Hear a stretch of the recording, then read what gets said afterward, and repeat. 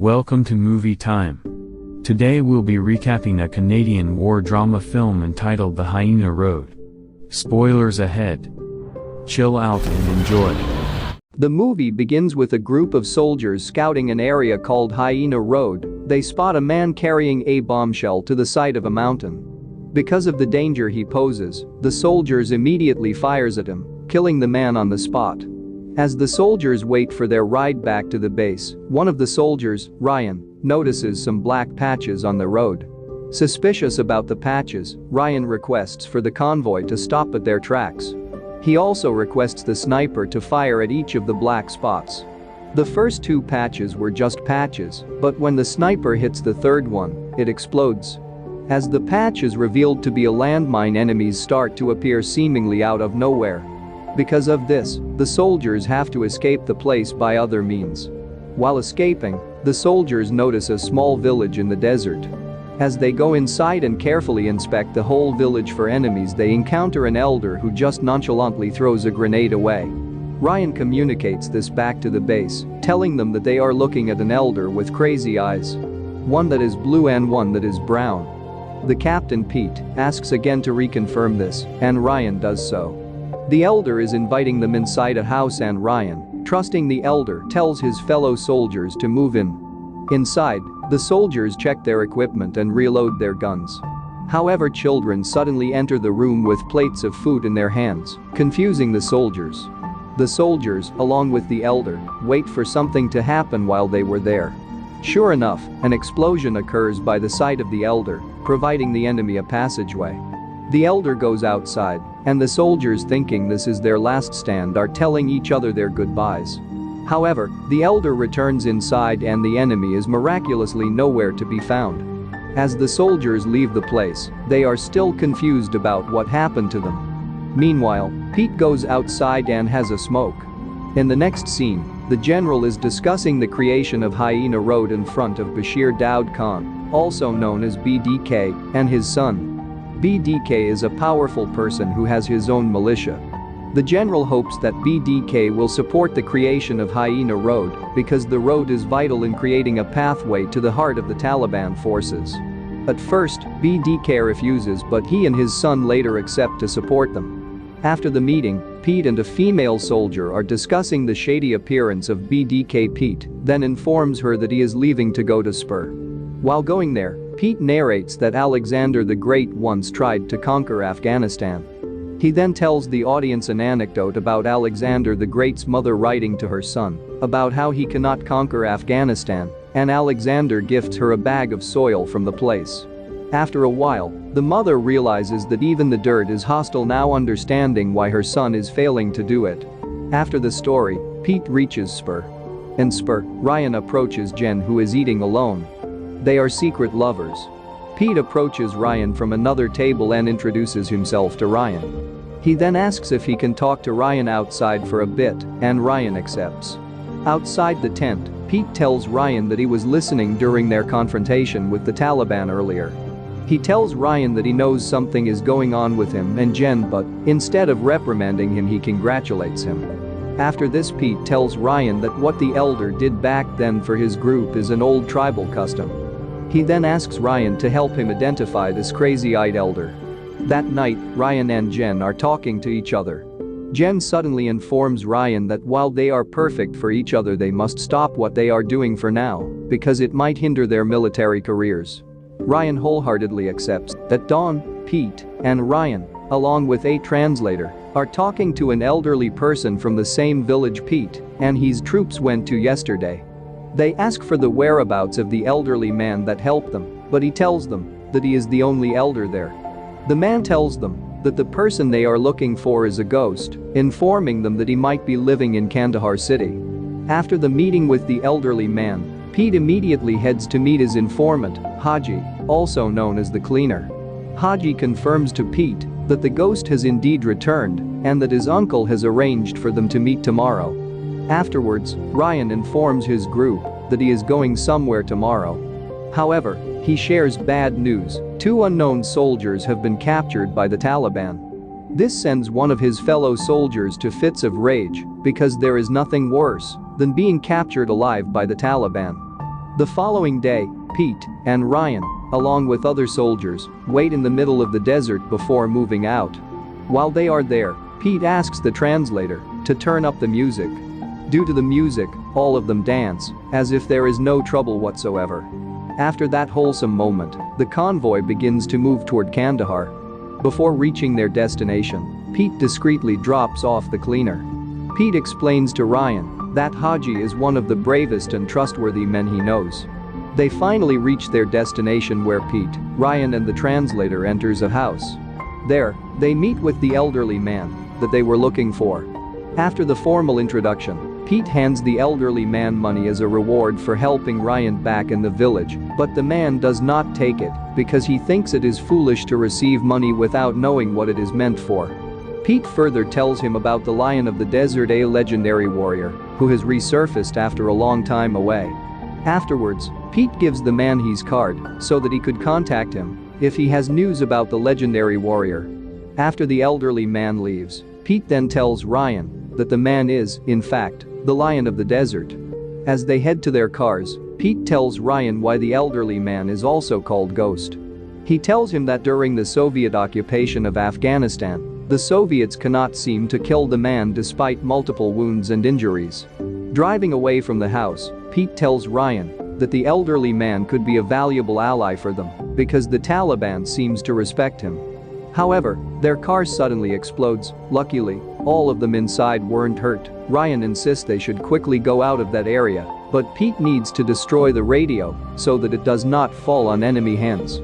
Together, the three maneuvers the streets while enemies flock the rooftops of houses.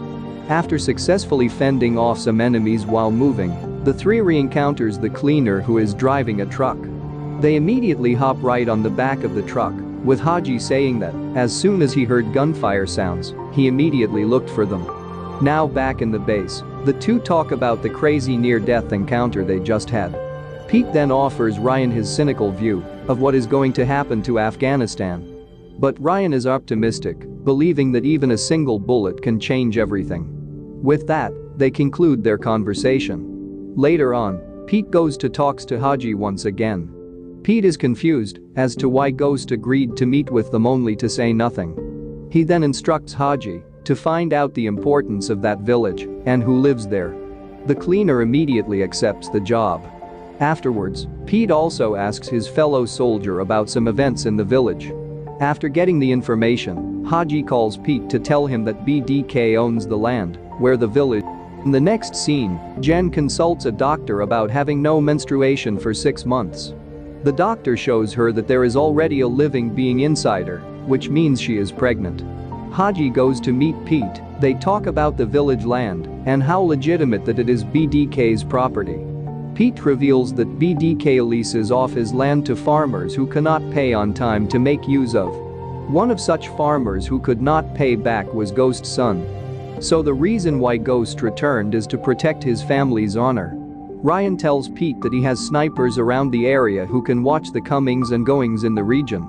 At dusk, Ryan's men prepare their bullets and weapons and are dropped at their deployment area in the early hours of the following morning. The soldiers take their position in the mountains near the village where they can get a clear view of what is happening through their scope. At first, nothing of importance is happening. Suddenly, BDK's convoy arrives at the gate of the village. There, they immediately kidnap Ghost's granddaughters. The sniper requests for swift retaliation against the kidnappers, but Pete tells them to not shoot if there are no guns present. The sniper is having a hard time fighting his conscience. But in the end, he does not pull the trigger, much to his disappointment. Due to what happened, Ryan storms out of the communication room. Jen follows him, telling him that they are just following both the chain of command and rules of engagement. Jen wants to talk more, but Ryan shuts her down immediately to argue with Pete, who has just got out of the facility. Pete tells him that the kids might be sold so that they can have the money that BDK wants. He also tells Ryan that they did not intervene because BDK is actually an important asset for them. They meet with Haji, who tells them that Ghost will seek for his revenge following an old tribal custom. Pete then tells Ryan about Ghost and BDK's history of bad blood, which stemmed from when they were part of the army against the Soviets. So, Pete believes that BDK must be killed because he is evil, but only Ghost can do it so that it will look like a personal agenda rather than a political one. In the next scene, Ghost receives a call that angers and saddens him. At night, BDK's son, who is leaving a barbershop, suddenly gets abducted by unknown men. They then deliver BDK's son in front of Ghost. Afterwards, BDK receives a similar saddening call. Later on, Ryan went to meet Jen in her room to apologize for his behavior. Inside the room, Jen shows Ryan the ultrasound of their baby. Ryan tells Jen that it's the most beautiful thing he has ever seen. Jen then asks Ryan if he wants it, and Ryan answers that he does. Jen cries because she thought Ryan will not take responsibility of the pregnancy. Meanwhile, Pete meets up with the general to discuss BDK's involvement with the Taliban, telling him that the reason why Hyena Road is taking a long time to be constructed is that BDK profits from the constant disruption that happens in the region. Furthermore, Pete tells him that he intends to make Ghost their ally, and the general accepts because he hates BDK. Soon after, Pete and Haji meet up with Ghost in a safe house. Meanwhile, Ryan briefs his men about the safe house and the measures they will take in the likely event of Ghost and BDK meeting up. Inside the safe house, Pete discusses the recent event of a kidnapping. He also tells Ghost that he is giving him money as a gift and that he wants him to be at the opening ceremony of Hyena Road. Ghost, still maintaining that he isn't an important personality, says that he is just a simple grape farmer, but Pete begs for his presence. Ghost asks Pete who else will be there, and Pete replies BDK. Ghost's eyes widen with what he has just heard. After telling them that he knows BDK since he was young, Ghost tells them it will be an honor to attend the opening ceremony. That night, Ryan meets up with Jen in a secluded place. There, Ryan tells Jen that if they get out of there, he wants to get married to her, and Jen happily accepts his proposal. They share a passionate and longing kiss. Jen then tells Ryan to be careful with the upcoming mission, and Ryan promises to be careful. The following day, the general and his convoy head to the opening ceremony. On the other hand, Ryan and his men place themselves in the mountain that can see both the safe house and the ceremony. This is done so that they can still see if BDK goes to either the safe house or the ceremony. After a while, BDK's convoy arrives on the road. The convoy, instead of going to the ceremony, heads toward the safe house. Because of this, Pete calls a department and requests to hack the phones in the region so that they can listen to their As BDK reaches the place, Ghost immediately goes out to confront him. With a translator on their facility, Pete and the others listen intently to their conversation. Ghost accuses BDK, a former student of his, of disrespecting him, and BDK answers that Ghost's son fails to pay the rent for the land. After Ghost gives BDK the money, Ghost asks for his granddaughters back, and BDK demands the same for his son. Ghost returns BDK's son, but only his head. BDK mourns and is about to shoot Ghost, but Ryan wants to fire at him, which he can because BDK has a gun at hand.